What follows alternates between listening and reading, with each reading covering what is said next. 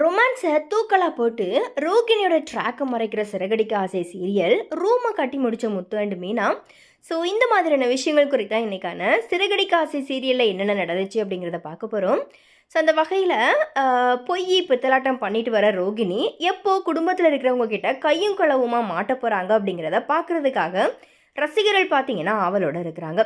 ஆனால் ரோகிணி மாட்டிக்கிட்டா இந்த சீரியலினுடைய ஆர்வம் குறைஞ்சிடும் அப்படிங்கிறதுனால ஒவ்வொரு விஷயங்கள்லையுமே அவங்க எஸ்கேப் ஆகிட்டே வராங்க.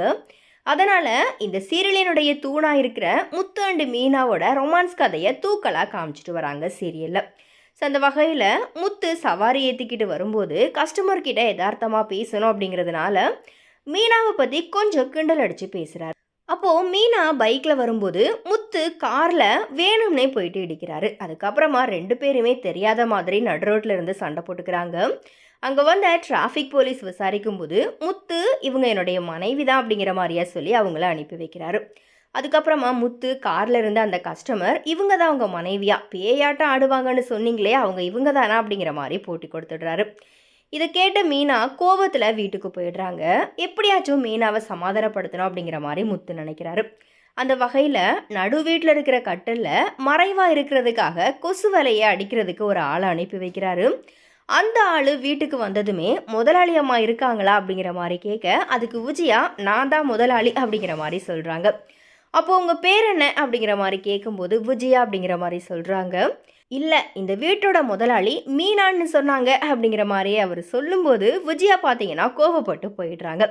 உடனே மீனா வந்து உங்களுக்கு என்ன வேணும் அப்படிங்கிற மாதிரி கேட்கும்போது இல்லை உங்கள் கணவர் தான் என்னை அனுப்பி வச்சாரு, உங்கள் வீட்டில் இருக்கிற உங்கள் கட்டில் கொசு வலையை மாட்டணும் அப்படிங்கிற மாதிரி சொன்னாருன்னு சொல்லிட்டு கொசு வலையை மாட்டுறாங்க. இது தொடர்ந்து வீட்டுக்கு வர முத்து சமாதான கொடியை காட்டுற விதமாக மீனாவை சாந்தப்படுத்த நினைக்கிறாங்க. ஆனால் மீனா நானா பேயாட்டம் ஆடுறேன் அப்படிங்கிற மாதிரி கோபத்தோட கேட்க முத்து மீனாவை சமாதானப்படுத்தி காலில் விழாத குறையாக மன்னிப்பு கேட்டுடுறாரு. அதுக்கப்புறமா முத்து மீனாவுக்காக அல்வா வாங்கிட்டு வந்து கொடுத்து சமரசம் பண்ணிடுறாரு.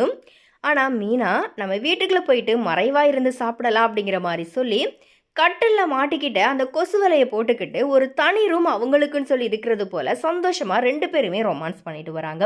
காமெடியில் ஆரம்பிச்ச இவங்களுடைய சண்டை கடைசியில் ரொமான்ஸில் போயிட்டு முடிஞ்சது. முத்து அண்டு மீனாவினுடைய ட்ராக்கை ரொம்பவே சுவாரஸ்யமாக கொண்டு போயிருக்குது. இதுதான் இருக்கிறத வச்சு சந்தோஷப்பட்டுக்கணும் அப்படிங்கிற மாதிரியா ஒரு பழமொழி சொல்லுவாங்க. அதே போல் தனக்குன்னு இருக்கிற சின்ன சின்ன விஷயங்களை வச்சு கணவன் மனைவிகள் செல்லமாக சண்டை போட்டுக்கிட்டு அன்பையும் பாசத்தையும் காமிச்சு மனசு ஒத்த தம்பதிகளாக இருந்துட்டு வந்தாங்க அப்படின்னா கண்டிப்பாக அந்த ஃபேமிலியே ரொம்பவே நல்லாயிருக்கும்.